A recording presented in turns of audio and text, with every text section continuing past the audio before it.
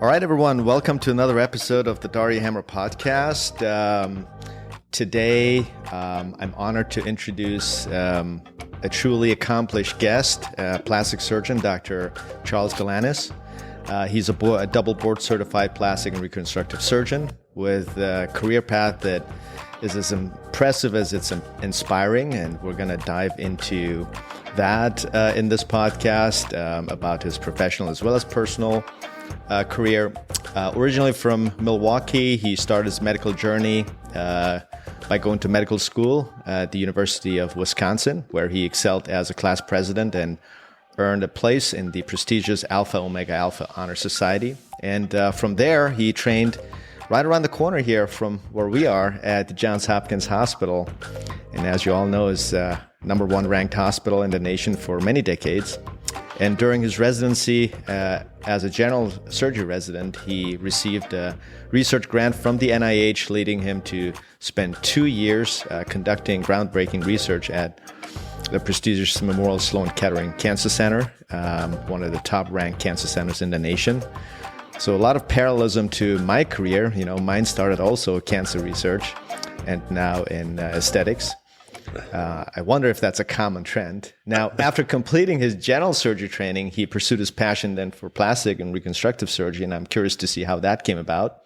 At UCLA, one of the most competitive programs in the country, and his training spanned diverse settings from private practice in Beverly Hills to high-volume county hospitals and the renowned UCLA Medical Center. So he's seen it all over there during his training, that's for sure. He then stayed at UCLA for an additional year, almost like he never loves or likes to stop learning, and specializing in microsurgery and performing complex breast, head, neck reconstructive surgeries as a fellow and clinical instructor later. So he then traveled to Colombia, fairly recent, in 2019, to complete advanced training in high-def liposuction with the one and only Dr. Alfredo Hoyos, who is the world leader in that field. And with over 20 published articles and book chapters, he's not only a master of his craft, but also a true innovator in aesthetic and reconstructive surgery. And his work speaks for itself. So for those of you who see his work on social media and all the platforms, you know what I'm talking about. So today we'll dive into his incredible journey, which I feel it's just beginning, and his philosophy on patient care, and his thoughts on the evolving world of plastic surgery as well as health and wellness. So without further ado, let's welcome Charlie. Thanks for taking the time and coming on my show on a Saturday with a little girl, so being a father, a husband, and an international surgeon. And I just saw you open up another location in Nashville. Dude, like two locations weren't enough. You have to do a third one. What's up with that? Well, thank you for having me. And yeah, I mean, I think kind of going along the lines of all the extra training, maybe I'm just a glutton for self-punishment. But yeah, there's a lot of reasons. There's many reasons we can get into for the different locations. But yeah, we just sort of, it's been a process for a while to get something set up in Nashville, but we're excited for that. And it's, you know, the home base is still LA, and that's not changing. But there's just, I don't know, maybe I need to slow down. But there's just been these reasons for me to explore other options, both personal and professional, to be honest with you. What are those? Well, you know, from a professional standpoint, I'll tell you, and I'm sure this is what your experience has been too. Certainly with social media becoming more and more a prominent role in what we do, our patients come from further and further away. You know, the borders of where we quote unquote market are extended, and really we sort of face a borderless marketing situation now, where you have patients coming from all over the place. Mm-hmm. About 50% of our patients travel from out of town. So, you know, I'm encountering more and more people who are coming from further and further away and getting more and more interest in, hey, would you ever consider coming closer? Or would you, you know, ever consider this community? And so part of it was, you know, professional based to capture a group of patients, make it easier for them, insofar as I could find a situation that worked for me too. I mean, as you know, it's not easy to just set up a whole system somewhere else. It's not like we have a food truck and we just pull up into town and start doing surgery. So it had to be the right situation. Yeah.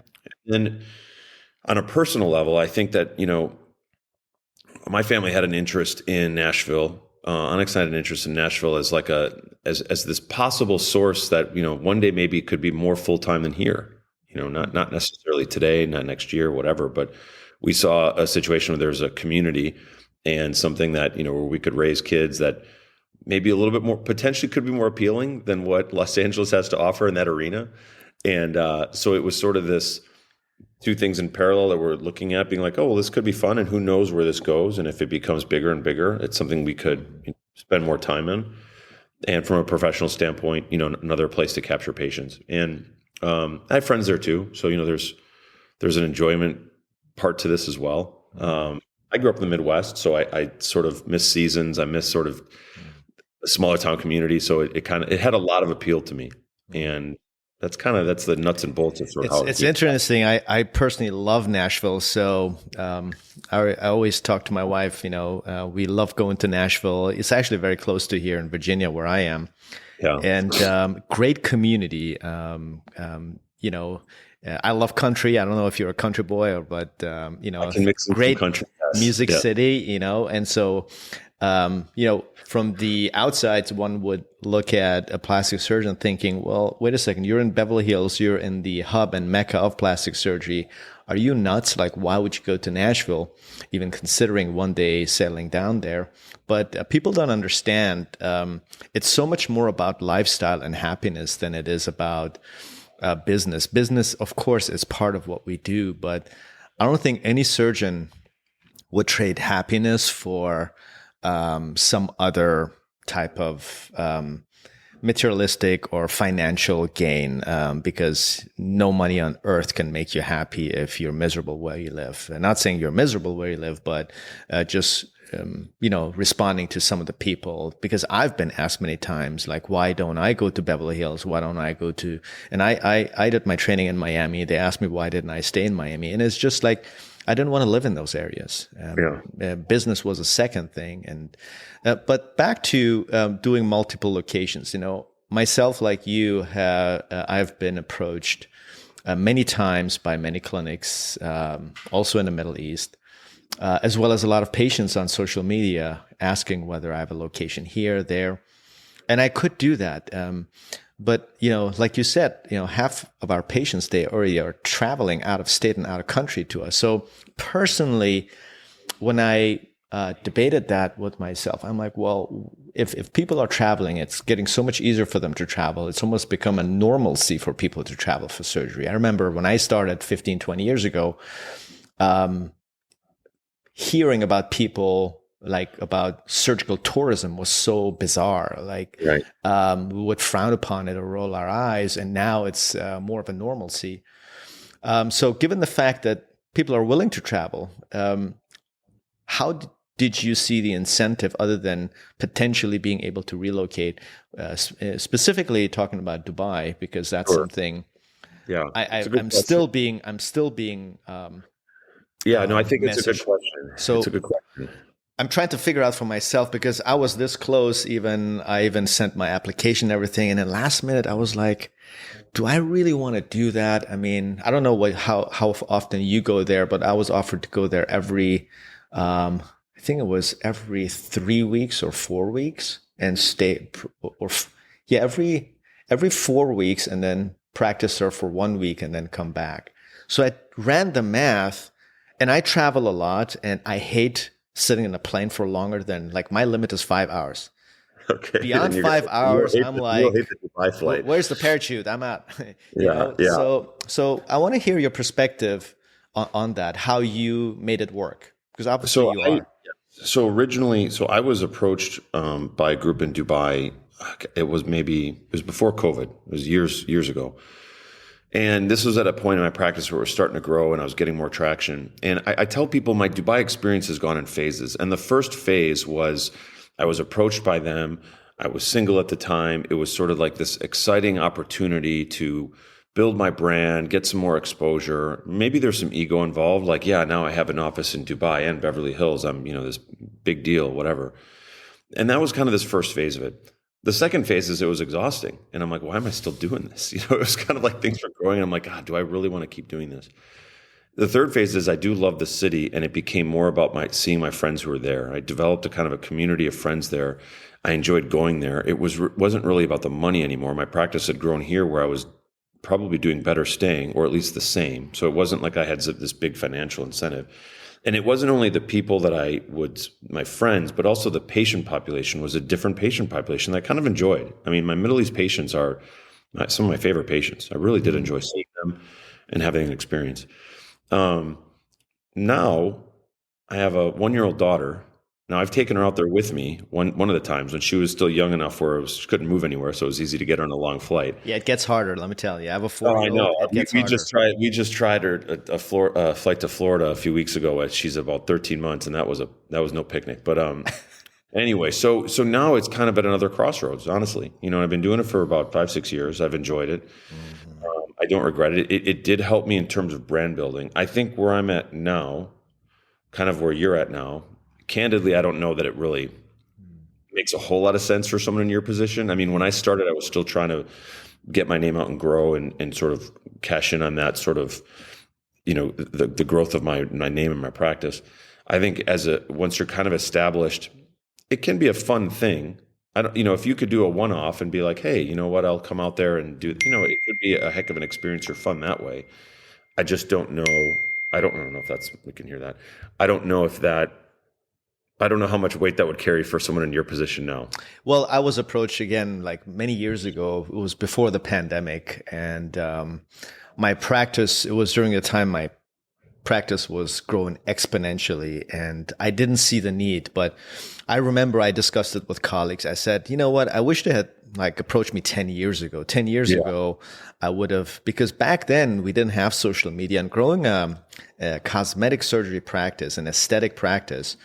Our mentors and predecessors, they were telling us it takes about 10 years to really establish yourself. Now with social media, if you're good, if you can show good results and you're able to communicate that effectively, meaning you have a good team, your practice can grow within a year. You can become famous within a year because, you have the ability, you have the talent, you have the training. Now it's how do people get to know you, or how do they know that you exist? So with social media, I think that the playing field has changed. So a lot of the old guard that was just relying on their titles and on their, being a professor at the university and being the expert in the field, it was much easier for them than someone in private practice to become well known. I mean, you wrote a book, you published, you were teaching. Back then, that's how you got known. Today, it's not that. It's just results. It's purely results. I think social media has made it harder and easier. In some ways, it's made it harder because I think it is now, we just have a saturated market. You open your phone and you could find 20 providers in a second who hear you. That wasn't the case before. You either a friend had it, or you just knew the guy who was down the street from you. Now you can just grab your phone in your hand, and you can find 50 surgeons within 200 miles. So I think the market has been more saturated, so there's more competition. But to your point, I think you can create maybe it's the illusion that you're an expert in your field. You can create this persona, even apart from results, by the way. I mean, I agree, results, you have to have results to grow. But the reality is I see a lot of people growing who do not have a lot of results, maybe don't have great results, but they're very good at marketing. The plastic surgery, what people maybe don't want to acknowledge is our world right now is two pieces. It's our role as a physician and as a surgeon, and it's our role as a marketer. Yep. And some people are okay at one and really good at the other. They might be terrible marketers and great surgeons, or they may be amazing marketers and average or below average surgeons. And the reality is the marketers are probably winning that battle. They're getting enough people in. I think the ones that, and that's what intrigued me about you, and I'm going to compliment you because you deserve it. And that's why I started following you, because I feel I can see you got both aspects down. Not only you're a great surgeon, because obviously your results speaks for themselves and anyone can look at them, but also you're a great communicator. I think the best marketers marketing, I separate marketing and branding. I think Sure. we're actually talking about branding, not so much marketing, because marketing is the asking for sale thing. But branding is what most people can do. But then at some point, to really become successful, you have to back it up with results. Yeah. Otherwise, people will see through you. And one of the things that intrigued me about you, and what's why I love to have you on this podcast, is because you got both aspects down. And I think, I don't know who said it. I said the primary skill that you need to have as a doctor to be successful is you have to be a great communicator. And there's different communicators. There's some communicators that are, very, I don't want to say abrasive, but there's just too much. And there is some that are, so more timid, almost too humble, that no one takes them serious. And then there's the ones in between. And I feel like you really got the middle down, almost like better than anyone that I have ever seen. And that's what was intriguing. It's very pleasant when I go on your channel and you start talking and teaching. Sometimes when you hear someone talk, after 3 seconds, if they don't engage you get bored, you start swiping. But there's something about the communication skill that is engaging, that it's a talent that you must have. And, I was just hosting a webinar a couple of days ago for new fellows that are interested in fellowship training program. And the panel asked me what qualities I believe fellows interested in aesthetic and cosmetic surgery need to have. And I said, you need to have great communication skills. You need to have good bedside manners. And you need to be a great educator and teacher, because every day we're educating and teaching our patients. And I feel like you got it down. And I don't know if something that was innate to you, like natural to you, or something that you learned. To tell me, are you first of all aware of that? And if so, how did you acquire that? You're more than generous with the compliments. I'd probably rein it back a little bit. I think look, we're all evolving. I can look back at my use of social media 7-8 years ago and probably cringe and want to throw my phone out the window. So I think there is an evolution of how we use social media and how we communicate with patients. I've always told people we have a very, very strange job. I do obviously largely body work, and it is, I think we were talking about this the other day. I said it's an extremely unnatural thing for a stranger to come in front of you, take off their clothes, and say, "This is what I don't like about myself." That is a completely ridiculous concept at its face. So I've always looked at social media, for example, as a tremendous vehicle we have to at least start the process of getting people more comfortable. And to your point about communication, I think the tenets that I hold dear are be confident but humble. You have the obligation and the responsibility to inform and educate your patients on the field in general and on what you do specifically. And then lastly, this going back to the first point, is it's really important that you make them feel comfortable. And for me, comfort comes from connection. So I, with each of my patients, and this is kind of, it's not a stretch for me, because it's part of the reason I got into this line of work, is I do love interacting with people. I love relationships. My joy comes from those interactions with patients and watching their sort of experience in real time. And so with every person, there's something just about every human we interact with, there's something we can connect over. Just about everyone. Mm-hmm. It's very rare that you'll meet someone, certainly if they're coming to you in your office, where there isn't something that you can kind of get to in 2 minutes to talk about, not fakely, but like actually genuinely be interested and engage with their lives. And for me, that was just sort of a simple sort of thing that I enjoyed personally, but there's value in it, because, without that level of comfort, you're already behind the 8 ball, and the relationship will be strained. Well, it's all about authenticity. I think one of the things I see a lot on social media, people are trying to fake to be someone else. Whether it is they're trying to hide their own insecurities, or someone told them this is how you have to behave and act, and it was completely different than who they actually are. So you see them struggling. I think what you're talking about truly is, and you're very humble about it, is authenticity.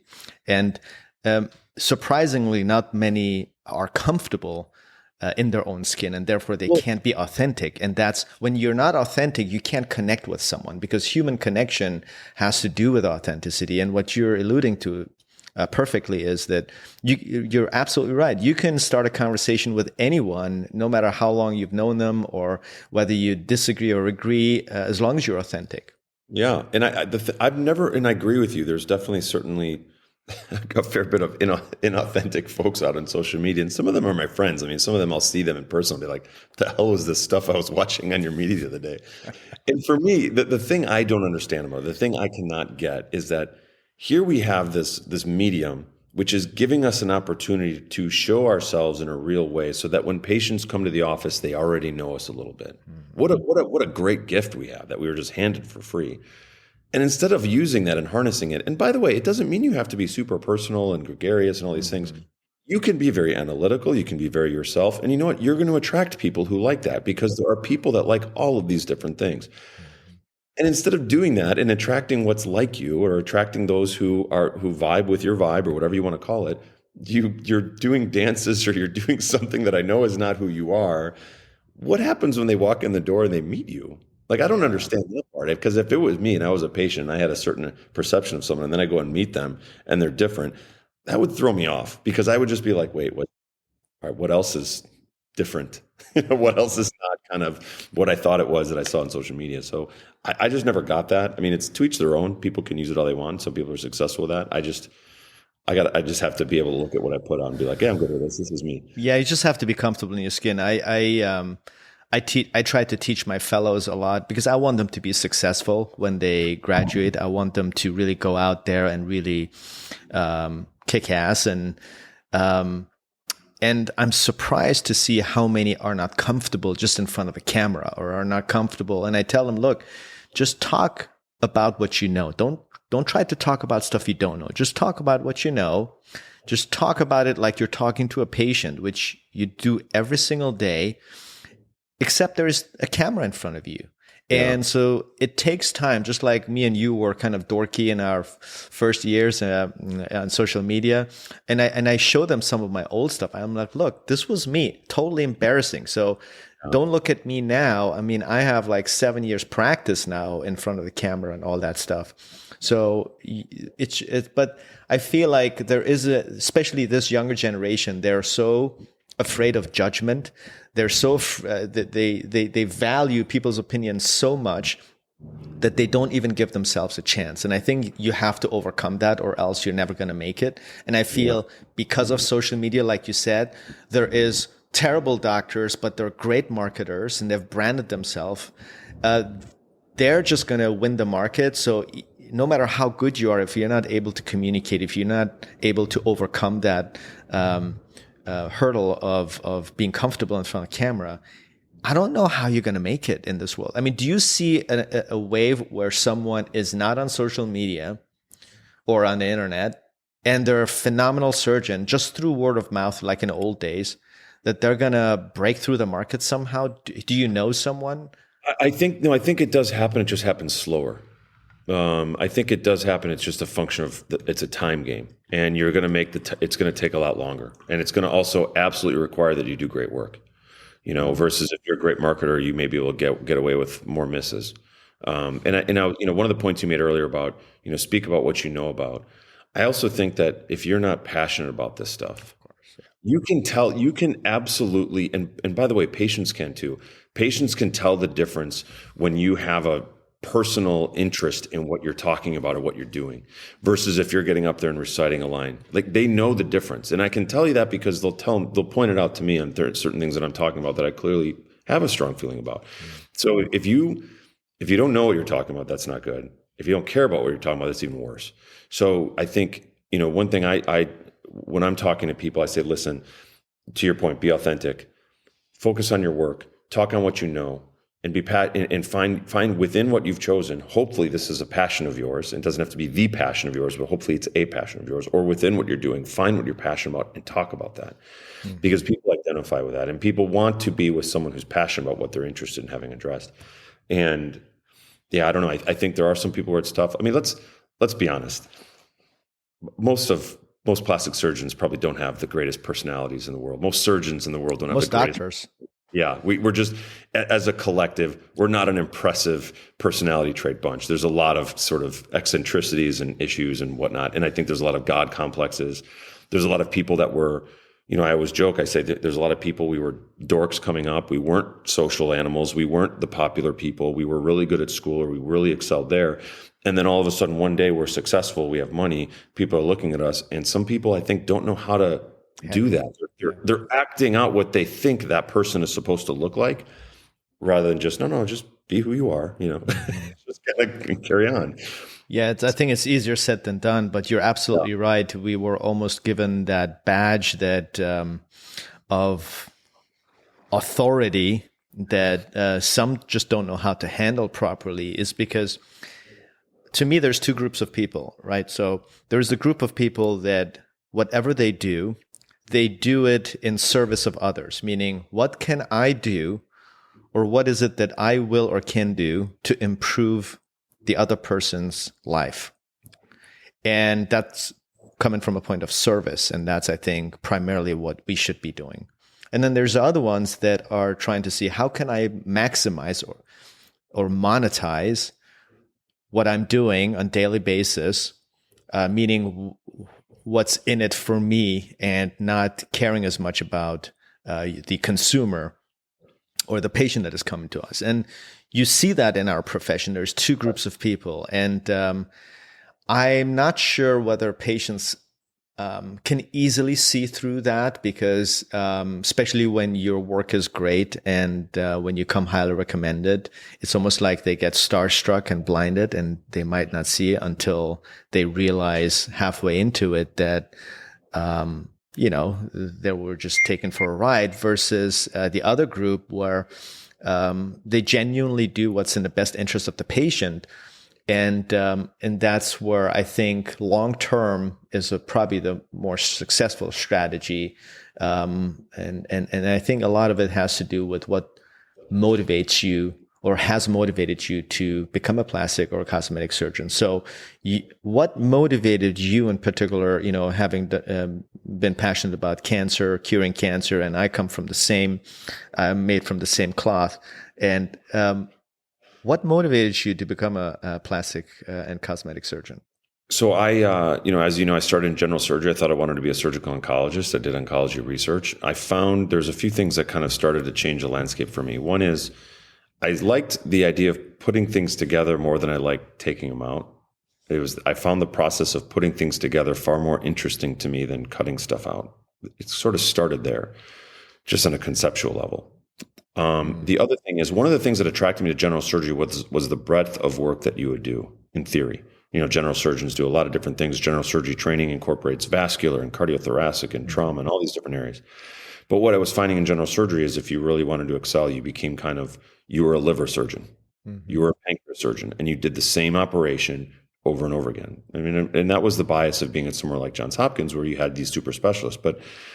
And then I looked at plastics, and yes, you can focus on an area. Like I focus on an area, but I do several different operations all the time, and each one can be done differently. They're not done the same thing, so the same way. You do a right hemicolectomy, you do it the same way pretty much every time.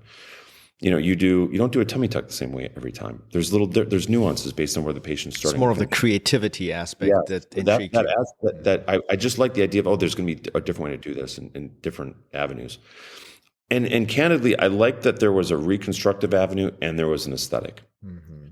And I think in the back of my mind, I saw where hospital systems were going. I saw how our insurance companies were going, and I'm like, wouldn't it be great if I was in a discipline within medicine where I could leave those behind and be a business owner and create my own work culture, what I wanted out of a practice to be, rather than to be married to whatever the hospital system I was saying had to be the work culture, or the payment as the insurance company, so on and so forth.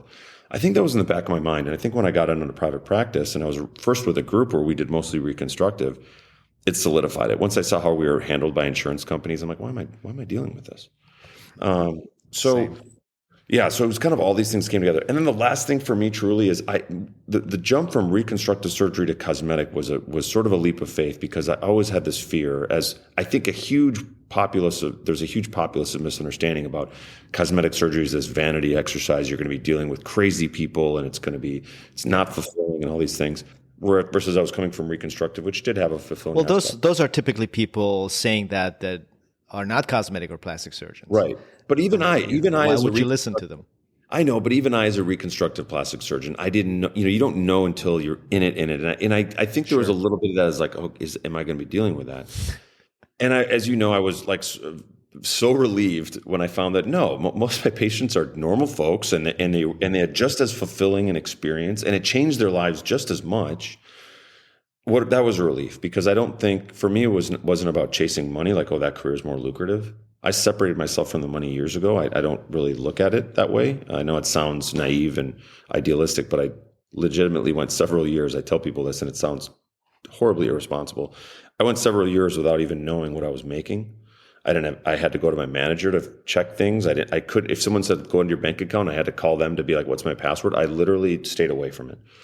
And because that was robbing me of the joy of what I was trying to focus on and do. And that's another thing I tell people is I'd say, listen, I promise you, certainly in our field, if you focus on the work, the money will always follow you. Amen. Always. And Amen. if you focus on the money, the joy will not follow you.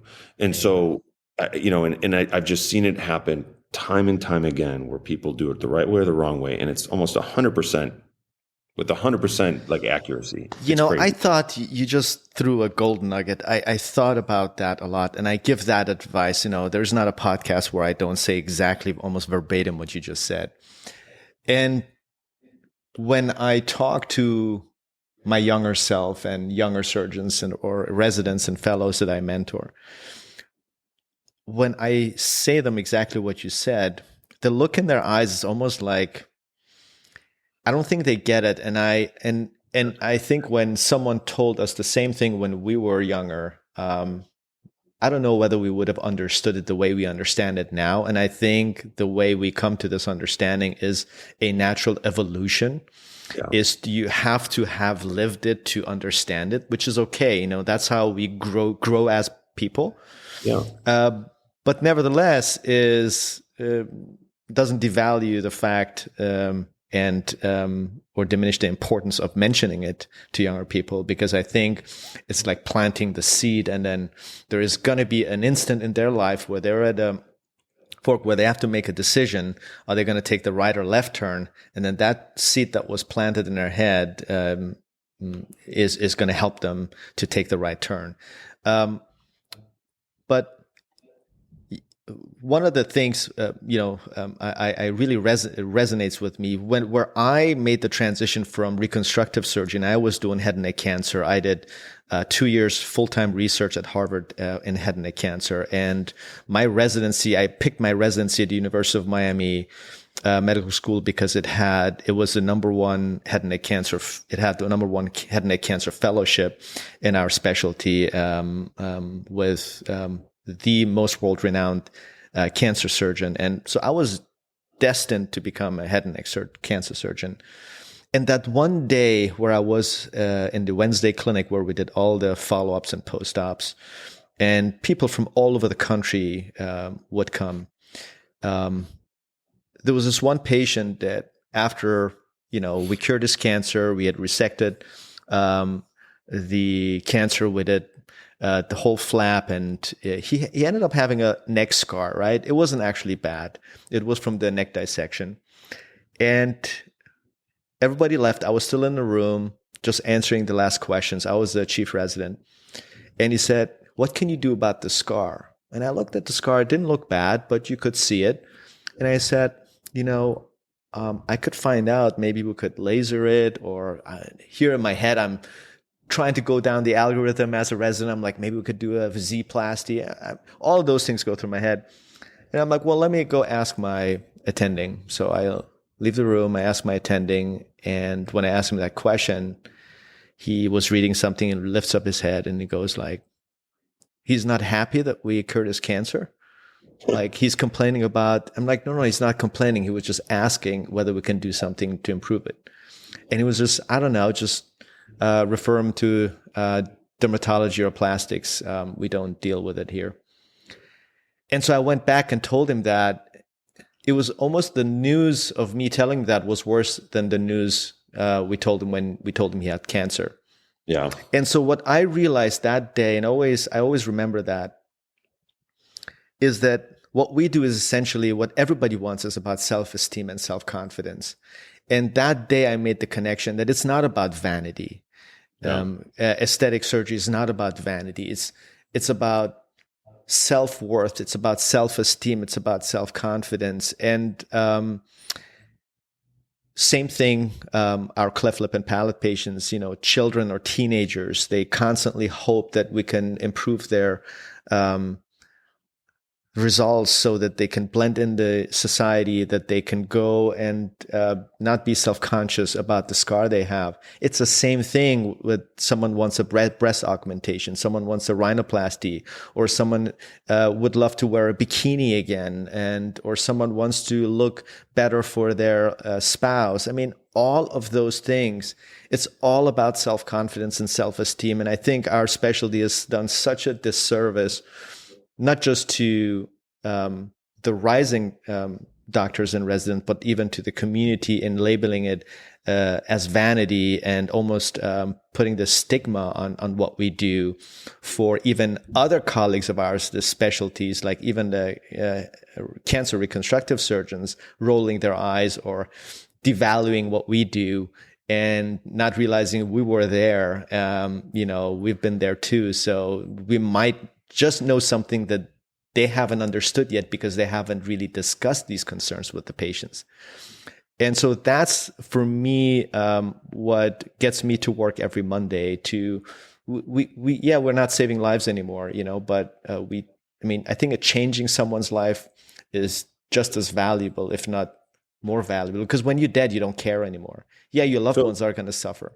But when you live your life with lack of self-esteem and self-confidence to the point you don't go out there and socialize, and we're going to get to talk about longevity a little bit too. And as you know, human connection is one of the biggest predictors of all-cause mortality and lifespan. And that's why there's so much, look at the rates of depression and anxiety that are out there. And I think we have a big part in improving the quality of lives of those people. Well, I think that last part right there. So quality of life. I think there's a huge misconception of what we do. Plastic surgery is a very easy target, and I get it. Of course. If you look at any TV show that depicts a plastic surgeon, I challenge you to find one that depicts it in a sympathetic or positive light. It never is. It's always a source a thing to mock and what have you. So you're almost not a real doctor. Yeah, and so it's a thing we deal with all the time. There's a story I share with people, and I remember you sharing that one too, and I remember you, I think, mentioning it on social media, that really drove this home for me, and that there's a life function component to what we do. It is not just about what you see in the mirror.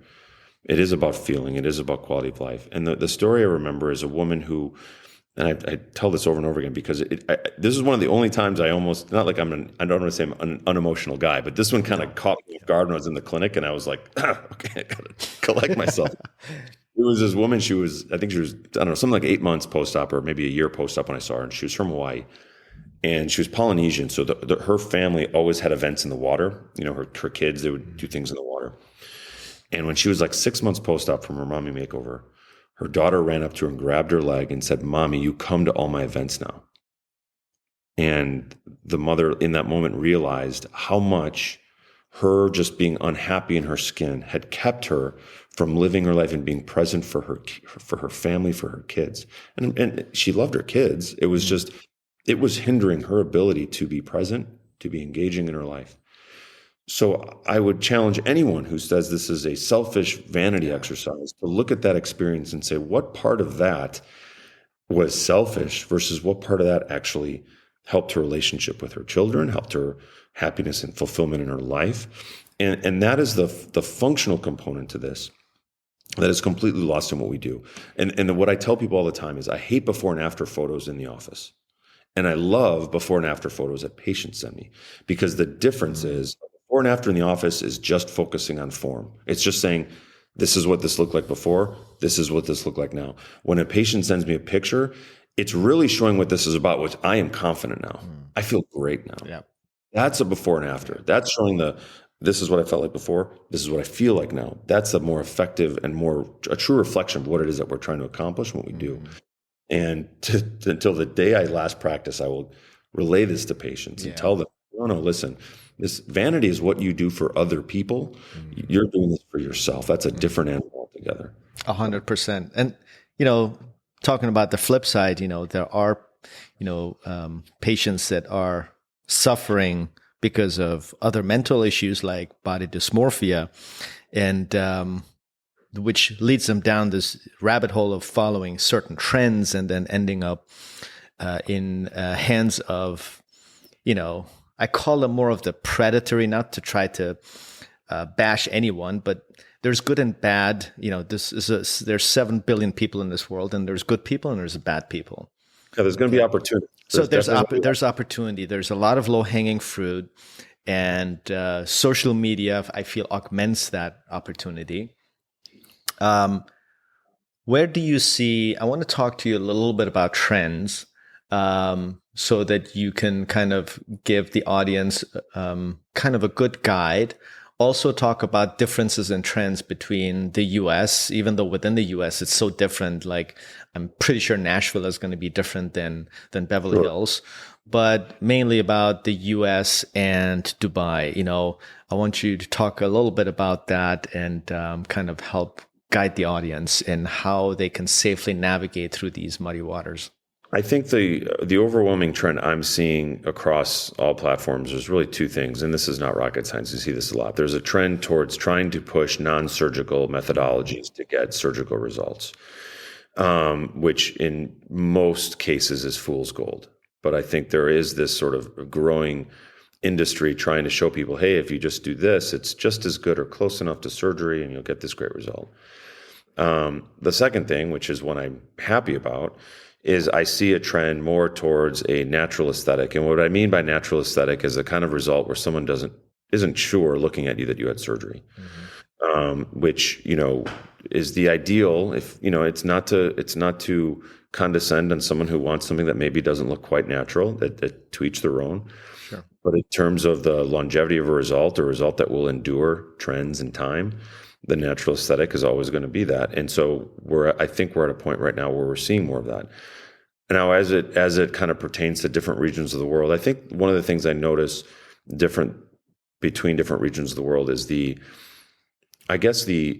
within this country, people who are okay with, it being public, or people sort of being, it's not a big deal, versus people will hold that secret to their grave. And so there is, which to me speaks to stigmas being different in different parts of the country. I remember when I was in practice in Chicago for a few years before I moved back out to California, and the difference I would always bring up to people, this is at the time, it could be different now. This was 15 years ago, but the difference in Chicago and LA is in Chicago, you'd have a 50-year-old woman coming in saying, I'm thinking about getting Botox. In LA, you'd have an 18-year-old coming in saying, I want Botox. So there's this different mentality about what is normal and acceptable part of sort of plastic surgery is not a big deal versus other places of the world, it is. Internationally, when I'm in the Middle East and I'm seeing European patients, by far the natural aesthetic is dominant. It is very, very rare there, way more so here. Then you see people who show me a result that looks, whether let's say talking about breast augmentation, where it's like the kind of breast augmentation where it's not going to leave a lot of people guessing. That's very rare over there in my European and Middle Eastern patients. Here, you still get those people who are like, no, this is what I want. So would you say the Europeans and Middle Eastern are very similar, since you're seeing both? I mean, I'm from Germany. I grew up there, and I know they're very conservative there, yes, to the point that actually they're almost demonizing anything that you do. They're really calling it vanity, I feel like they're way behind as far as that social evolution than here in the U.S. And they don't have a good relationship, let's just say, with plastic surgery. They secretly want it, but it's almost like they don't want to admit it. And I'm very familiar with their psychology just because, again, I grew up there, and I could see that, and it's very important to them that they look natural because of fear of judgment. They Yes. don't because they judge a lot. They don't want to be judged, and therefore they don't want to have any changes made where one could tell. How are the Middle Easterners in Dubai there? I know in Dubai you probably see a lot of Persians, a lot of people from all over the Middle East, and hereditary. I'm Persian, so I'm also familiar with that psychology. Do you see a difference there? I mean, I can't imagine that it's not different between the Europeans it's not. Whether or not there's a stigma that exists, the patients that I meet do not seem to mention that or combat that. Insofar as they want a natural result. They're not looking for anything crazy. But I don't get a sense of shame that they're doing it. And I'll see patients, and also it's a growing market there. Certainly Dubai is, Saudi is trying to get involved with this. Kuwait, there's more clinics that are popping up. So you have a lot of this becoming. They're trying to create these regional centers. One interesting thing about Europe, and I'm curious if you think this. When I think about Europe geographically, I look at Eastern Europe when you get to the former sort of Soviet blocs, Russia, very high into plastic surgery. Bulgaria, Romania. Huge. You go into Western Europe, places like Spain, pretty big into plastic surgery. They have a huge booming medical tourism business in Spain. The UK, a good amount of plastic surgery. Central Europe is a different animal. When you go sort of Germany, Scandinavia down through Germany into Austria, that's not a market. It's not a place you think about as much. And I don't know. I have no data to back this up. I'm just thinking sort of anecdotally that there is kind of this place in the middle of Europe where it's like it's almost like plastic surgery is slowly doing this in Europe, because I do agree they're behind in many ways. And by the way, the U.S. is behind in many ways. When it comes to body surgery, South America is sort of ground zero for a lot of what we do, and then we're sort of kind of catching up to them and other places. So yeah, it's interesting that you made that observation. You're actually 100% right. Like Austria, Switzerland, Germany. It's almost like the German-speaking countries. They're one of their countries because and it has to do with the culture actually. For me, moving to the States 25 years ago, it was a little bit of a culture shock. And I'll give you a couple of examples, maybe that helps to extrapolate that to what you just said, because it's actually true what you said. So Germans are very pragmatic, they're very disciplined, and they're very opinionated. They're great people. They're probably some of the most loyal people. Like a loyal German friend is a better friend that you can dream of. But because of their pragmatism, because of it's almost like ultra conservatism and their discipline, they don't like change. They have problems with change. And I'm not a historian or social psychologist, so I don't know where it's rooted. It's just an observation, having grown up there.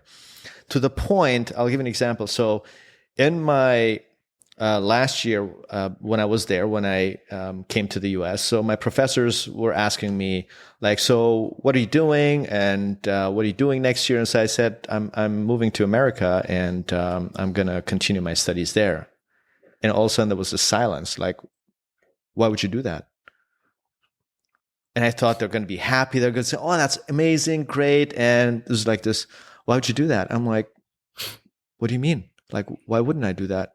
Sounds like a lot of my Hopkins attendings, to be honest with you, when I told them. And then they're like, what? And then what's wrong with Germany? I'm like, nothing is wrong with Germany. I'm very grateful. Like, I lived all my life here. I just want to explore something new, and I see more opportunity for what I want to do there. And all of a sudden they turned on me. They turned around and left. And I said, like, what just happened? Did I say something wrong? So they're opposed to change, and they're very judgmental.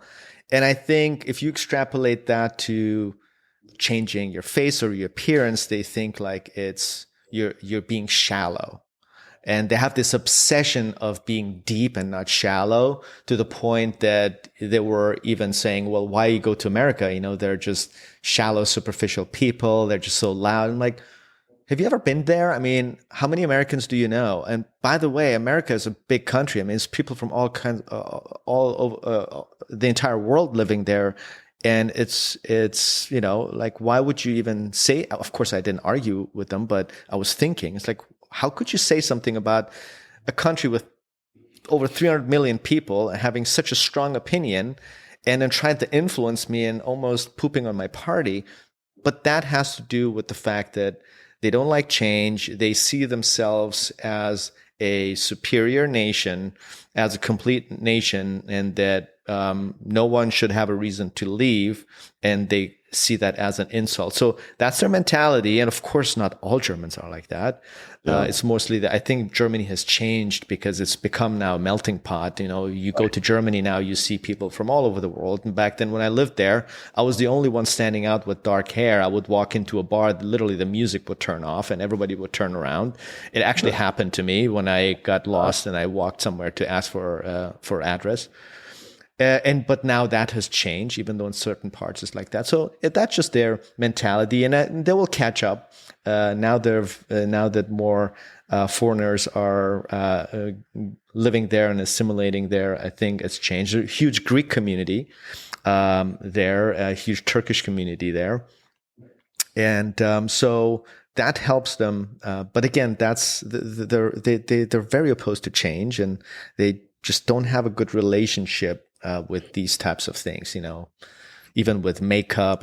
However, they're very stylish. So I can't make sense of it. Like in Germany, when I used to wanted to go to a grocery store or a drugstore, you could not go with sweatpants and hoodie. Like my mom would not let me leave the house. She's like, "You're going like that out of the house?" I'm like, "What's wrong with it?" She's like, you're dressed like a homeless person. I'm like, "These are my sweatpants, it's just, I just came from practice. Like, it's okay." She's like, no. So they would judge you, and they kind of, I don't know how it is now, but and you see men, they're very stylish to the point that, here in America, European men are kind of judged because of their stylishness, because of how they're dressed. So it's a different, it's just a different culture, so it's kind of interesting to see that. Yeah. I think, it's funny. The older I get, the more I sort of, in part, yes, I want to educate people, inform people, give my opinions on what plastic surgery is. But there's another part of me that's like, think whatever you want. It's okay. Like I'm not. Of course. You think whatever you want. If that's what you think, that's fine. And this stretches, as you and I have discussed, way beyond just medicine. And I'll just say, listen, you think what you want. It's okay. Like I'm not gonna try to impose my belief system on you. Yes. Maybe secretly my hope is like I hope you see my perspective. If you don't, that's okay. 100%. And that has to do with self-confidence, and that has a lot to do with that. If someone judges you, most of the time, judgmental people, they lack some sort of self-confidence, and they're trying to impose that to, that gives them confidence. But, I want to talk about now. So that was a very interesting insight about, I did not know that about the Middle East. I never thought of a huge European population, but I'd heard that before. So that's kind of interesting. I believe, so my guess is that European people that live in that area are different just because they're more open to other cultures and more open to other possibilities than the ones that have never left Europe or other than Dubai vacations. Is also, and admittedly, Dubai is a different animal. I mean, Dubai is different than Riyadh, and you're not in Iran. I mean, it's very different. So, I mean, Dubai has made it a very expatriate friendly city. It's much more progressive than even Abu Dhabi, which is an hour and a half down the street. Mm-hmm. And so it makes it's less of an adjustment for a European or a Russian to come to the Middle East. You know what I'm saying? So it is for that, that's another situation. So I think Dubai's a little bit of you got to put an asterisk by Middle East when you mention Dubai. It's not a typical Middle Eastern city for sure. It's like New York, Miami, LA in one, literally put on the map in the Middle East. Exactly. Yeah. So are you familiar with the healthcare system over there? I not as much as I should be. But what's interesting, I will tell you, with cosmetic surgery, and this is not just true in the Middle East, but it's also like in the UK. There's no surgery centers there. You do everything in In a a hospital, hospital, yeah. and a lot of that has to do with the fact that they don't have opioids, like we do, to send people home with. And so a lot of it's a pain control thing, which is probably a good thing that they don't have that. So even though I'm not as knowledgeable as I should be on the healthcare system, I'm a part of it, because you have to be sort of within a hospital system. And when I'm rounding on inpatients, like it's the weirdest thing. I go to the nurses. It's just like when I was a resident, I'm going to the Yeah, nurses, getting the nurse. Let's get the chart, go to the room. I mean, it's like I have like PTSD, but Oh my God. yeah. So it is. Dubai is they have huge healthcare corporations. I mean, there's a big one in Abu Dhabi, big ones in Dubai, and I know that the Emiratis get free healthcare. In fact, the Emiratis, to my knowledge, they get like a credit card, and they can just swipe whatever you need for healthcare. Amazing. We Now should have that here. Yeah, but that's only Emiratis. I know, it's not people who get citizenship Of course. they have to be sort of native Emiratis. They get whatever they want. Just Do swipe. do Go you ahead. see differences in chronic diseases / health in your patient population there of the same age group, let's say the middle-aged, than here in the States? Say that again. Do I see a different? Differences in patients' health and chronic diseases. Like here, there's not a patient over 50 that is not either on statins, blood pressure medication, or has some sort of immune disease like thyroid dysfunction or some other autoimmune disease. I mean, it's just so prevalent that I'm always surprised if a patient says, I don't have any medical problems, and they're like 55. I'm like, you sure? Yeah. Like, usually my question is, when was the last time you saw a doctor? Because I'm very suspicious. Or they tell me they don't have a medical problem, and I say, okay, what medications do you take? And then they they say, oh, I name have no 3 medication. medications. They name Yeah. like 5 things. I'm like, okay, those count as medical problems. I think my thing is a little bit biased because I'm seeing patients who are on the younger side because of what I do. So they're generally a healthier population. What do you mean younger? Like when you do So like most of my patients, I'd say are 30s to, let's say the majority are 30s to early 50s, and probably 30s to 40s. okay, so early 50s, that's premenopause, Yeah. So I don't, but I would, my guess without having anything to back it up is there's probably a little bit more things here. What I would see more here for sure is the number of people on an anxiolytic, an antidepressant, something like that. That is very common. You don't see that as much there. They're not taking those kinds of medications as often. So at a minimum, I'd say mental health medications I see more here. Well, you said they don't prescribe opioids there. I mean, I think the US population is 2% or 3% of the world's population, and 80% of opioids in the world are prescribed here in the US. I mean, this is not surprising, and I don't prescribe any opioids. I don't think they're necessary.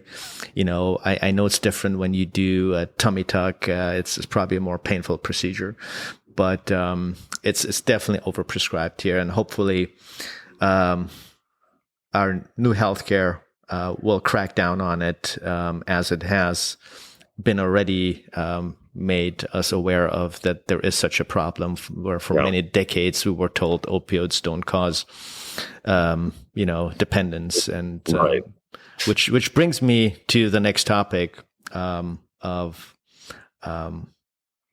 the state of healthcare, the way medicine is currently practiced, and how should I say it politically correct? You shouldn't.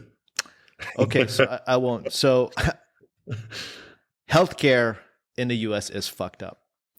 It's fucked up because it's almost financially derived institution. I mean, you look at hospitals and you look at doctors treating disease as opposed to helping prevent disease or getting to the root cause. You see at how hospitals are incentivized.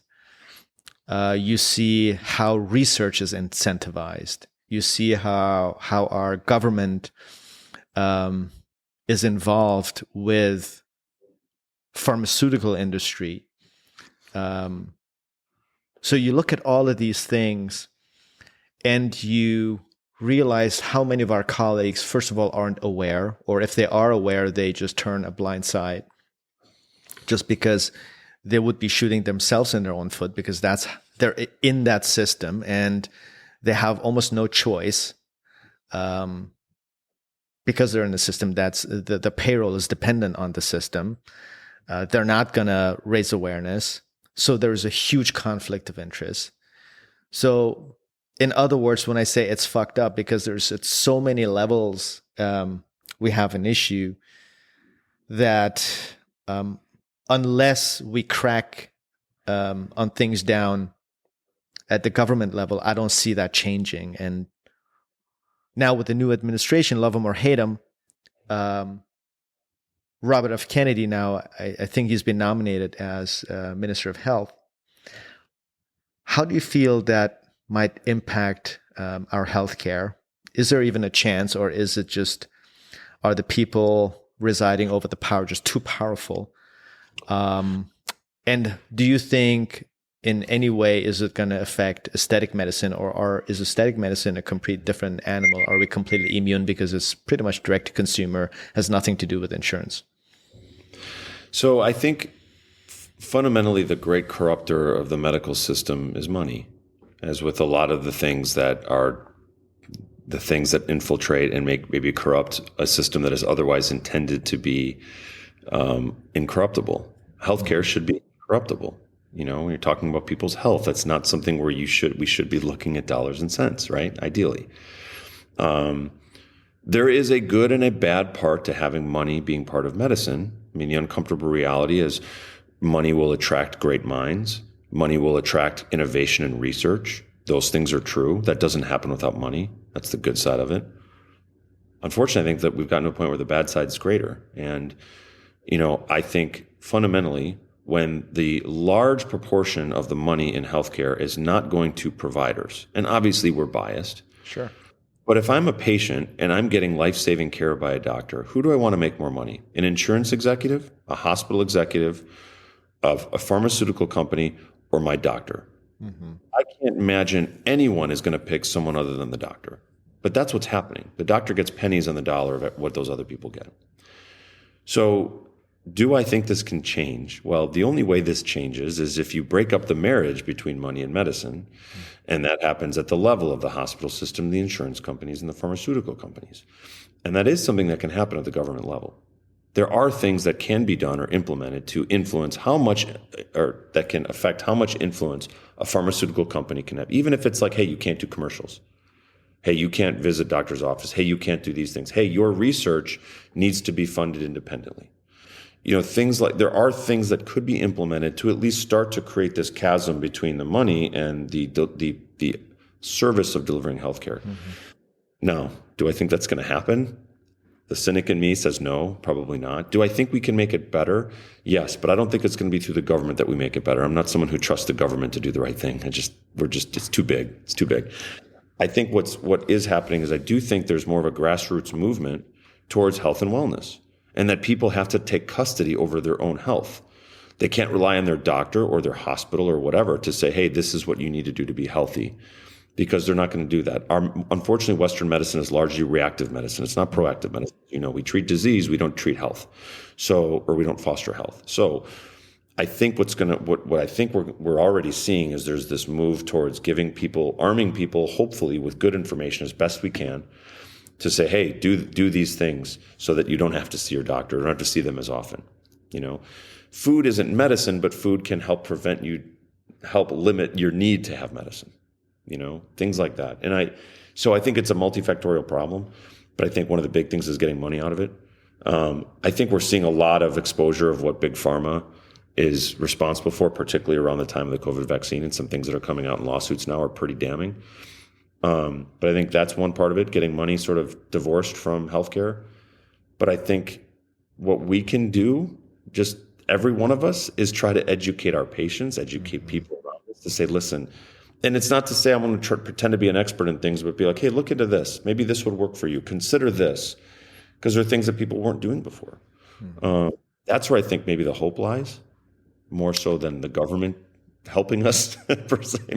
Call me Well, a I think cynic, I but think that one argument of people poo-pooing functional medicine or root cause medicine, I call it root cause medicine, like it was practiced before the 1920s, and I think is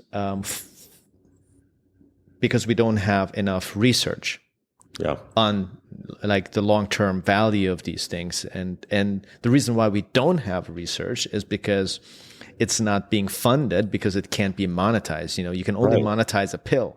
If Yeah. there's no pill, there's no research. So I think If they find out eating an apple a day works every day, then they're not going to. They don't want you to know that. They're not going to want you to eat the apple every day. So exactly, and the perfect example is the flu vaccine. Yeah.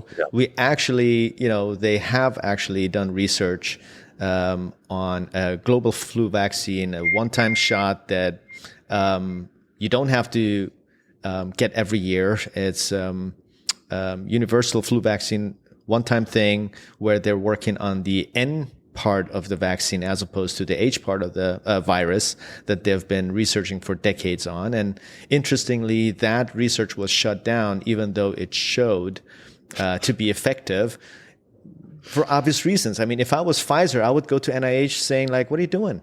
Like, why would you publish that? Then, you still want to get paid or not? And if you want to get paid, you better shut down this this research, or else we're not going to be able to sell a new vaccine every year. I get it. So I think and then if you look at, I just put it on my site, the former FDA commissioners that are now on board of directors of Pfizer and Moderna. Yeah. I mean, that is a joke. Like, that stuff actually is illegal in Germany. You can't do that in Europe. And here in the States, it's possible. I think that's how our government can prevent these things from escalating and happening behind closed doors. And then you're absolutely right. I like your comment saying, like, we can educate, we can do something about it. I mean, each individual, because with the internet, the cat's kind of like out of the bag. So if anyone cares enough, they can find information. I mean, today, anyone can be an expert if they spend enough time in educating themselves on these things. That's what we did in school. That's what we did in residency, in our fellowship. All we did is we studied a particular field. We spent intense time in studying a particular field. And we had a professor that was an expert in that and who guided us. And now a lot of it was dogma or indoctrination. Yeah. But at the end of the day, science is for anyone to grab if they care to. I think that the only danger, is we can both agree with this, is that there's so much information out there that unfortunately a lot of it is misinformation. Yes. So, that's the part where when you put the onus on the person to find it out, that you're also throwing them to the wolves a little bit. And I don't know the answer to that. Well, what I meant is there's enough information for the public to become aware that there is a 100%. Possibility, and then go find a doctor that is knowledgeable about that topic, not to self-medicate or treat yourself, or you have like already pancreatic cancer and then try to eat apple juice every day. That's not what I'm saying. So, doctors definitely have their value. I mean, it's definitely important. Me and you were both in there. They do life-saving surgeries, life-saving treatments, but it's about the preventative part. And I think where there are more doctors that care enough about it to have educated themselves, and those should be at the forefront, and people just have to find them. And I also think that, I've become more open to, for lack of a better way of putting it, more holistic medicine, in the sense of doctors that I think traditionally we were told to eschew and be like, oh, these quacks, whatever. And I think now as time has gone, I'm like, well, we don't have all the answers clearly, because we still have a lot of sick people, so we're not getting it all right. So I think there's a growing audience for people that are talking about things that are from a more holistic approach. And yes, it still is. You still have to sort of figure out who's a quack and who's not. But I think at least having the discussion and bringing it up and being like, okay, and diving deeper, there are things that are just out there for you to take. Even little morsels here and there, every little bit's going to help. I think that's the good power of social media. I mean, that's a good aspect of it, is it does raise awareness. If not knowledge, it at least raises awareness. Yeah, I mean, the whole quack thing started with, I don't know if you know the story about Rockefeller, how he changed medicine from the way it was practiced to Yeah, um, yeah. so Didn't he? quote Wasn't it that unquote. he did like the medical education system, basically? Wasn't it Yeah, that he well, sort yeah, of established? he created it. It was Yeah, um, it was Abraham Flexner. It was basically his attorney who drafted our current the current way medical education is taught yeah, by saying that it should only be evidence based, and then they funded all these universities that do the research so they can control the narrative, and right. that's how Medicine 2.0 started. I mean, it's amazing how few of our colleagues are aware of that, and you're immediately labeled as a conspiracy theorist if you just bring it up, because you're threatening your belief. Is like this. Mark McCary talks about this about cognitive dissonance, Yeah, which theory was described by what's his name, Leon Fessinger, in the 50s, where your brain tries to compute a new piece of information that is completely against what you believed in, and this causes stress. And then the way your brain handles that stress typically is by trying just to deny it. And he says it beautifully. He says, first, when someone disagrees with you, they turn around and leave. When you bring them charts and graphs to prove them, your view, that they question the source. When you appeal to their logic, they don't get the point. And so that describes best what's going on with cognitive dissonance when someone going through the whole medical system and education making or they were made to believe that this is the right thing, that everything else is snake oil, everything else is BS, everything, making fun of holistic medicine. So you grew up in that community. Now someone comes and says, actually, good diet, exercise, sleep, and mindfulness can prevent depression, can prevent cancer, can prevent this, all these chronic diseases. Yeah, you just look at diet by itself. We had 1 month. Yeah. 1 month, I remember this, and even then in medical school, I'm like, this seems kind of crazy. We're going to become doctors, and you're going to give us 1 month to talk about nutrition? Well, because we got nutrition consult as soon as it, and it was all about calories in and calories out. Yeah. And look what they're serving in hospitals. Like you get like applesauce, you get pudding. Like what kind of nutrition is that? It's crazy. Like where the fuck is the protein, man? I mean, post-surgical patients, the one thing you need is protein, and you give them applesauce and like Jello.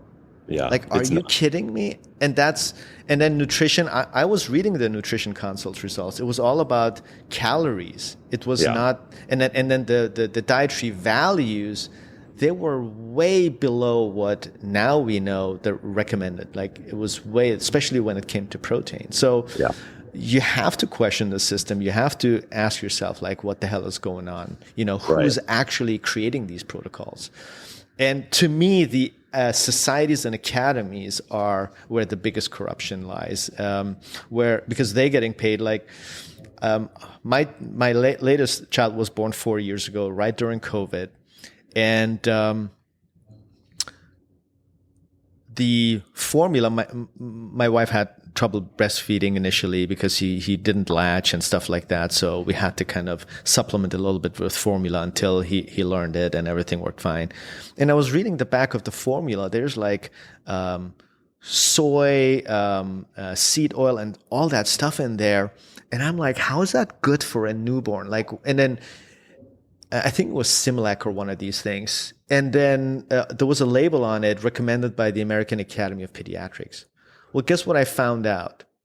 They're paying millions of dollars, if not billions, to the American Academy of Pediatrics so they can recommend them. Well, that's what I'm saying. So who are those people? That's my question. Like, why would you? Either they don't know, or they are recommending it for other reasons. I don't know.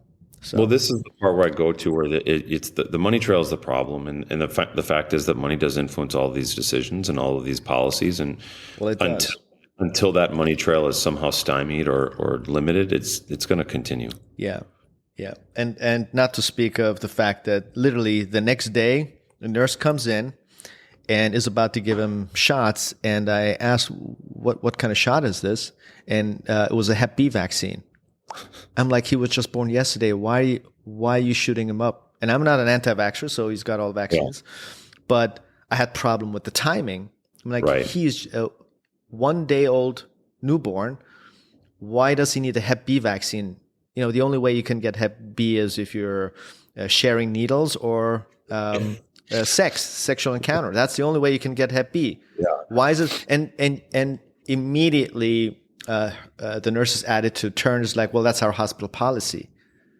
I'm like, show me the policy. Like, because my other sons, they were now 17 and 14, they didn't get that Hep B vaccine the next day. I remember it. No one walked in. So that's I have a problem with that, and in general is just I guess group thinking, this shaming, gaslighting that's going on that starts at the medical societies. 100%. And so that has to change. You can't penalize a parent. You have to give people the choice. And I hope that this administration with RFK, they can at least bring it back to normalcy, and as opposed to shaming and gaslighting. I agree. And even dropping. They drop patients. Yeah, I agree. I do think that there's especially having a child now, I think this dichotomous approach where it's like the family choosing versus some institution choosing is a problem.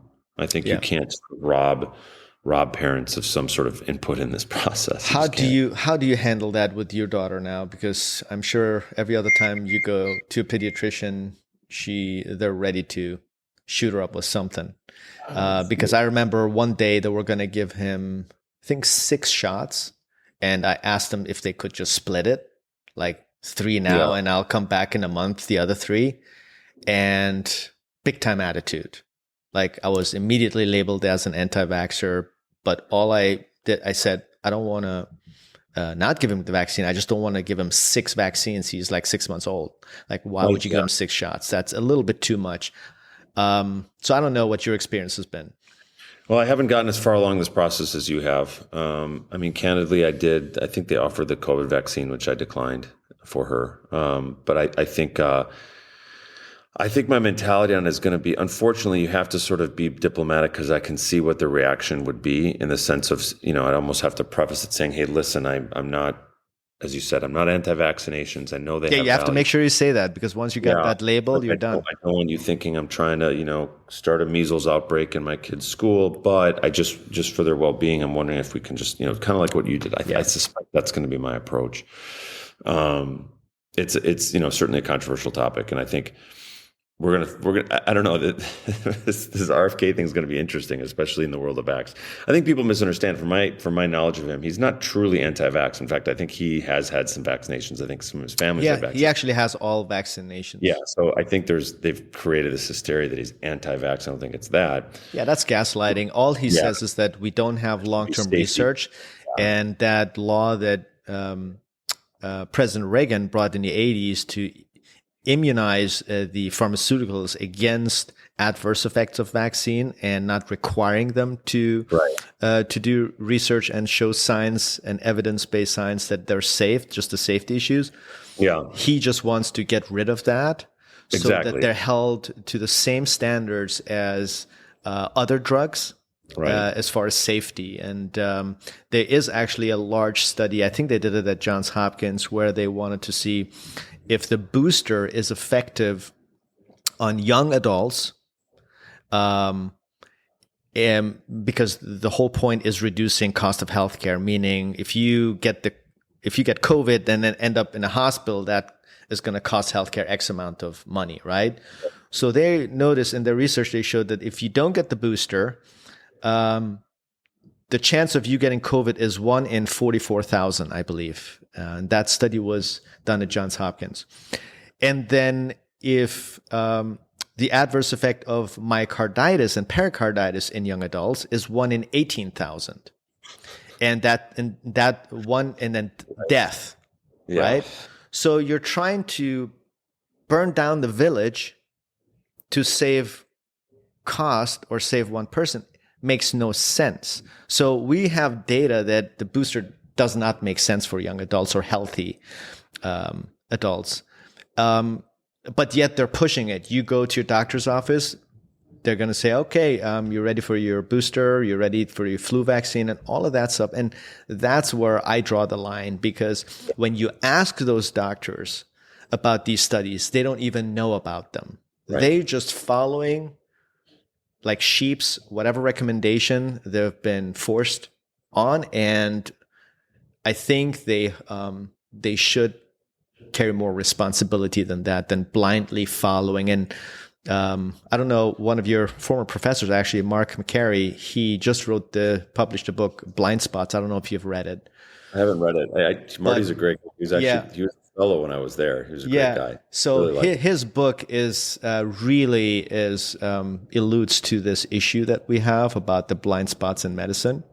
Yeah. And how we blindly just follow dogma and indoctrinations and don't ask questions. And I think every doctor bears more responsibility, even if it's for your old child. If let's say you're a pediatrician, aren't you worried about your own children? Yeah, you should. I mean, of course. Or are you treating your children differently? I don't know that.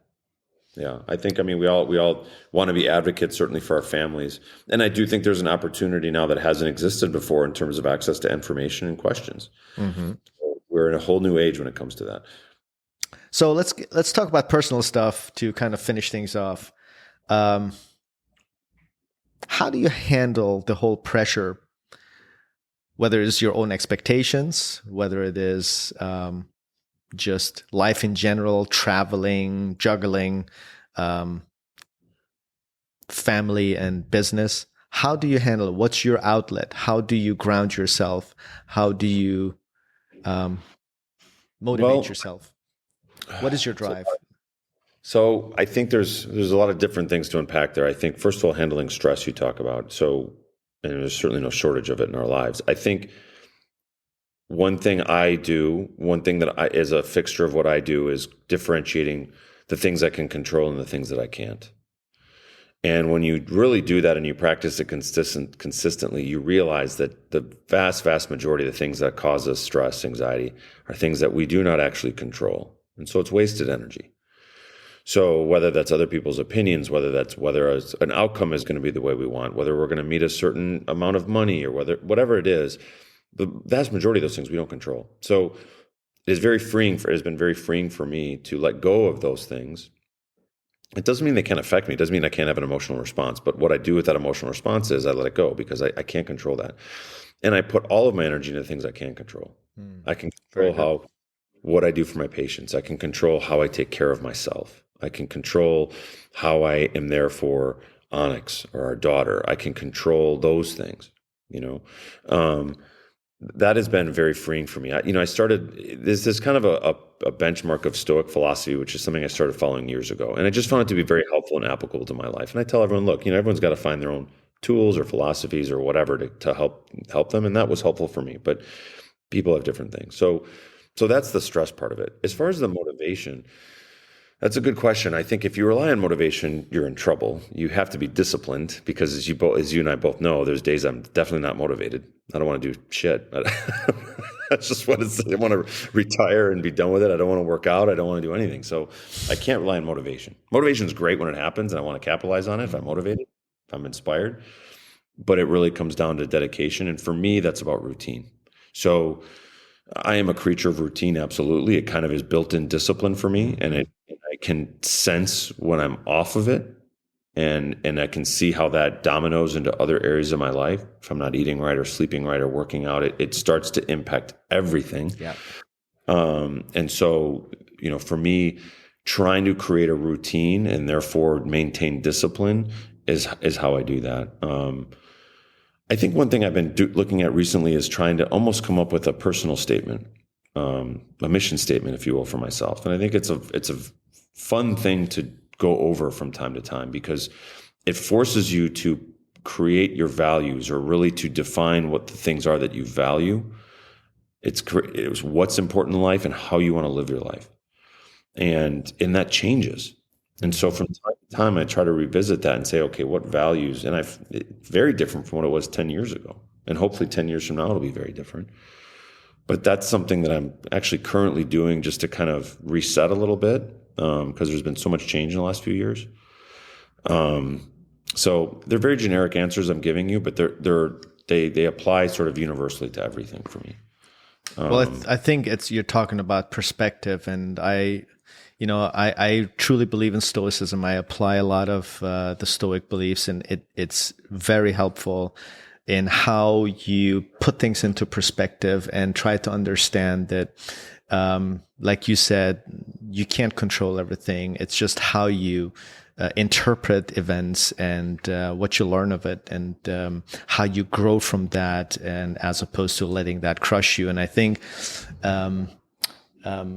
perspective really significantly changes our mindset in how we interpret things that happen to us, and whether it is a terrible event or whether it's a patient that just, let's say you have a very toxic patient and they just suck your energy out, and they just come there and just always complain, and there's really nothing wrong with them, but there is more wrong with them, what's going on behind the scenes. Very difficult to handle. One of the things that actually I have changed in my approach, just so it doesn't suck out my energy, I approach it with a lot of empathy and with a lot of compassion, because I know they're hurting somewhere. Right. And I try to have conversations with them about that.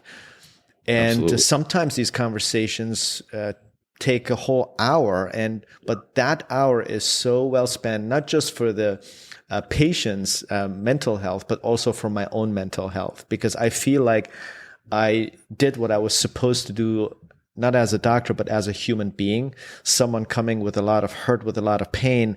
And I know they're just letting it out on me because I happen to be involved in their care one or the other way. But the true reason why they're not upset is not me, is not necessarily the result, is something else.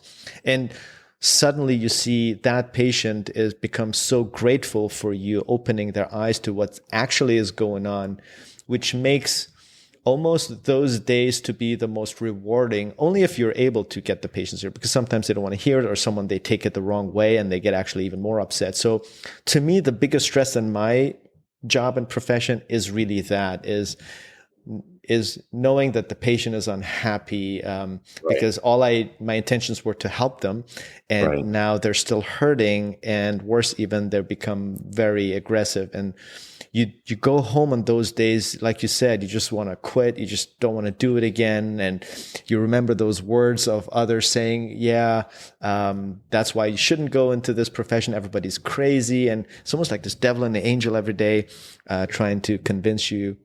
So how do you deal with those situations? So one of the things, it's a great question, and it's a great topic, because I mean, one of the main things for me is that the discussion has to start long before that one happens. True. So I do have very honest discussions with patients about expectations, and I tell every one of them that there are complications. I'm not God. I don't pretend to be. Anyone that says they don't have complications is either lying or they don't operate enough. It's one of the two things, and you don't want to work with either one of those people. So I say they're going to happen. I'm going to do everything I can to minimize them. And what I tell people, I say the uncomfortable reality of what I do is you're not paying for a result. You're paying from the probability of a result. You could go to Tijuana and you could maybe get a good result 50% of the time with what you pay. 50%, okay, if that's good enough for you, go. Or you could go to the best surgeon in the world and maybe your probability is 98%. It's never 100. I like that perspective. This isn't buying a TV where you know what you're going to get. You're buying the probability of getting a result. You do everything you can to stack that in your favor. And I do everything as a surgeon to stack it in my favor. I'm picking a patient who I think is the right patient. I'm doing a technique that I'm familiar with, et cetera. But it's never 100. So I really hammer that home with them. I really say, listen, things will go sideways.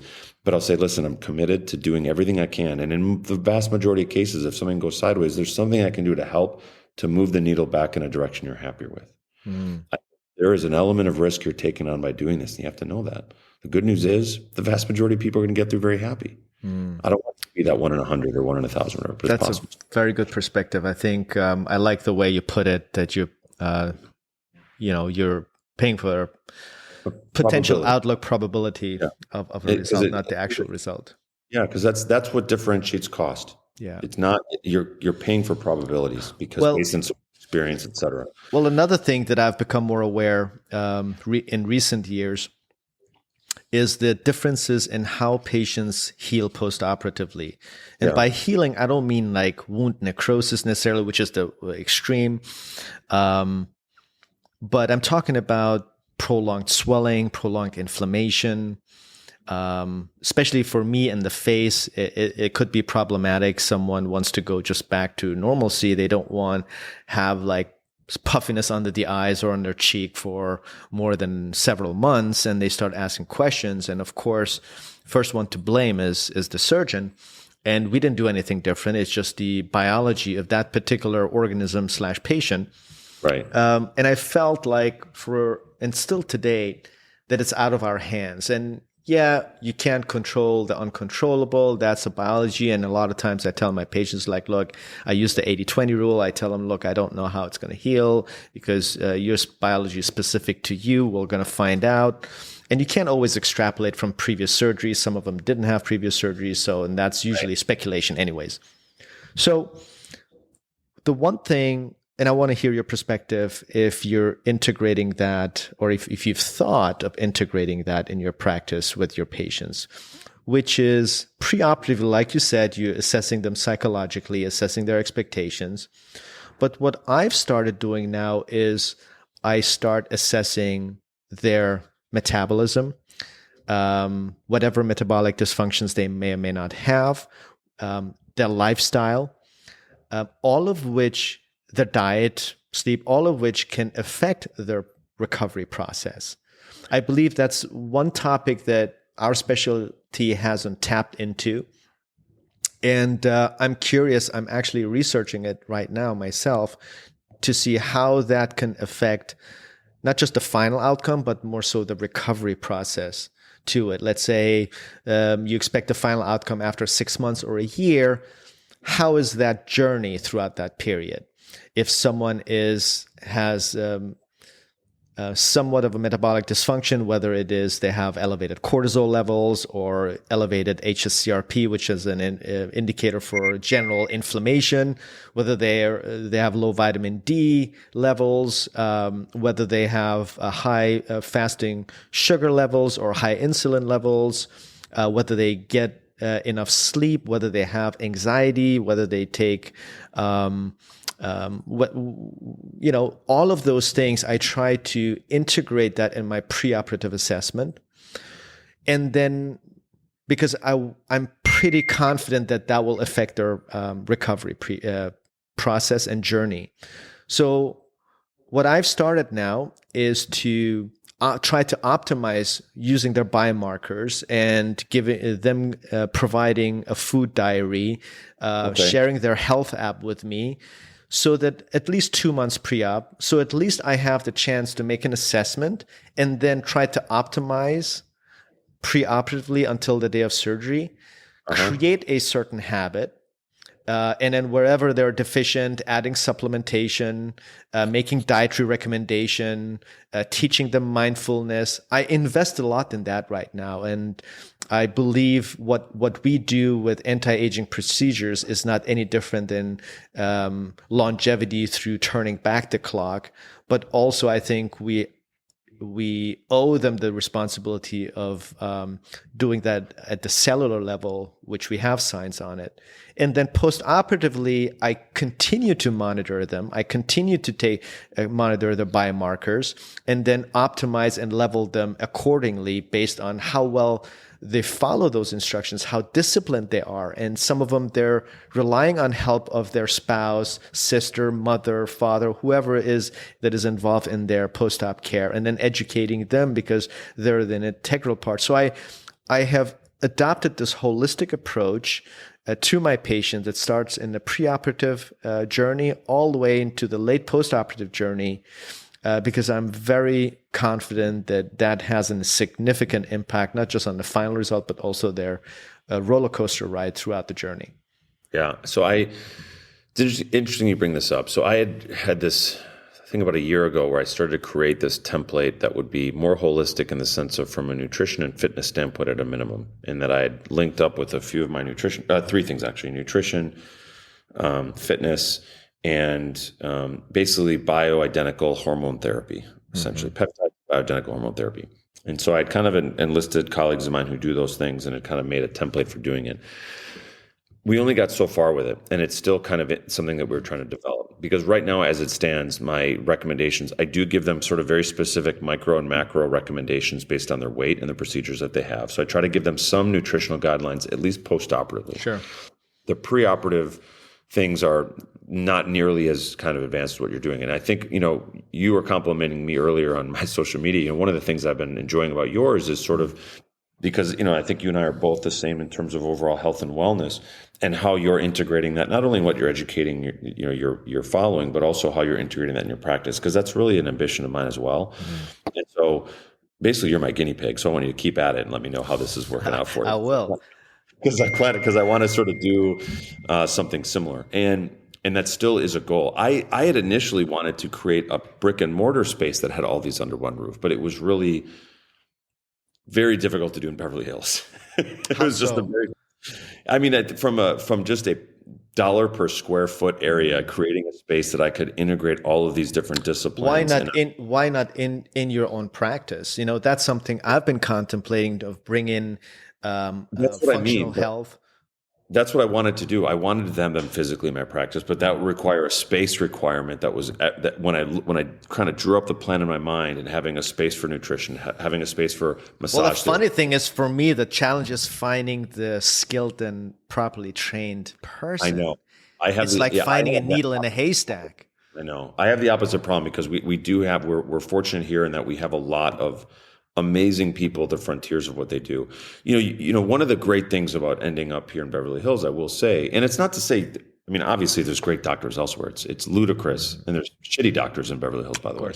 It's not to say that you need that, but there is this part of you that pushes you to be really good at what you do. And you are surrounded by some, frontier pushing leaders in field. You really benefit from that and you have access to that. And I tell my patients, I say, listen, you have a luxury living in this part of the world because I'm one of many great doctors here. I'm not the best. Anyone that says that's full of shit. I'm like, I'm confident in what I do. I think I do good, but you have a luxury of having a lot of good people that you can then sift through that to find the ones that you connect with. Yeah. And, as it relates to these other disciplines and anti-aging and all these things, we have a lot of great people here who can help patients on that. So what I do now is I do send patients there's an anti-aging doctor who I have them see, who does a full battery, but they have to want to do it. I can't make them do it because it's pricey, because he will assess, he does an initial lab draw where he assesses everything, everything from, their metabolic function, all their hormone function, inflammatory markers, Well, that's what I'm doing now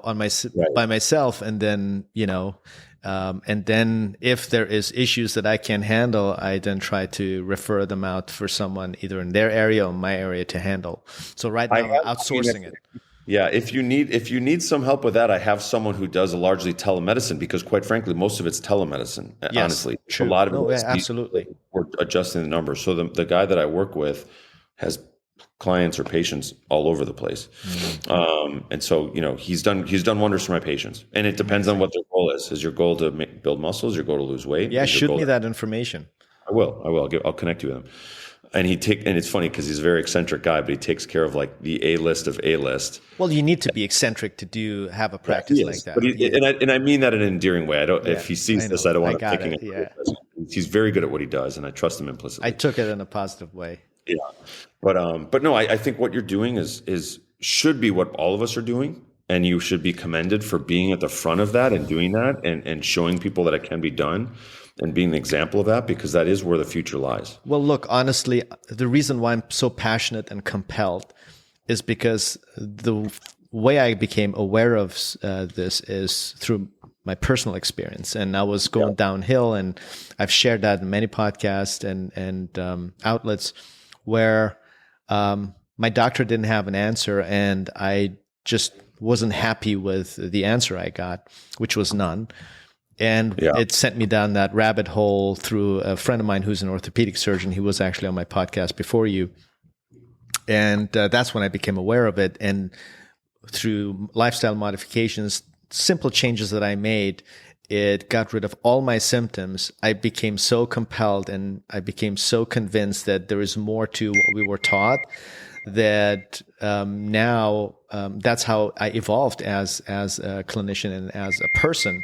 And so that's, for me, I think with everyone, it starts with a personal story until you become aware of something. And then, once you become, I would call myself, I'm pretty obsessed now, to the point that I'm even writing a book, and I'm sharing my protocol, and I keep changing it every day as I'm learning new stuff.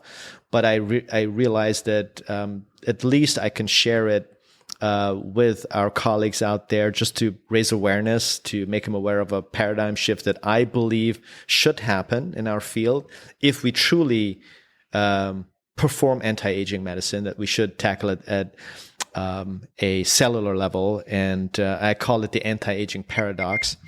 And so that's how it started for me. And honestly, I don't know where this road will lead, but I'm really excited. So for me, that's what gets me excited on Mondays.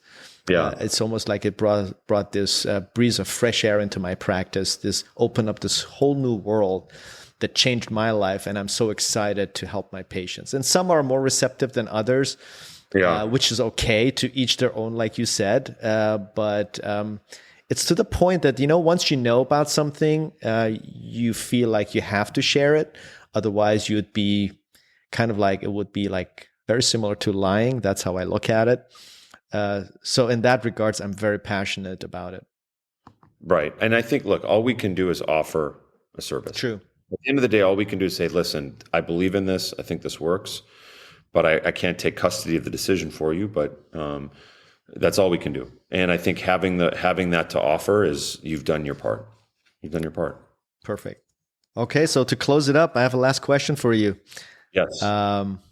Which is mostly for aspiring surgeons and entrepreneurs, is that, what advice would you give your 20-year-old self, knowing what you've known now, what you've learned till today, to become successful? What would you tell your 20-year-old self? I don't know if this applies to being successful, but this may be just personal for me, and I tell this all the time. I think, success, whichever way you measure it. Right. We all have. I think in my earlier years, I put too much stock in other people's opinions or validations. And I think that I think it was imperative, and what I would hope to instill in my kids is establishing their own intrinsic sense of self-worth, so that you are immune to others. It doesn't mean you're immune to critique. You can't take it constructively, but that you're not making decisions for the purpose of pleasing other people.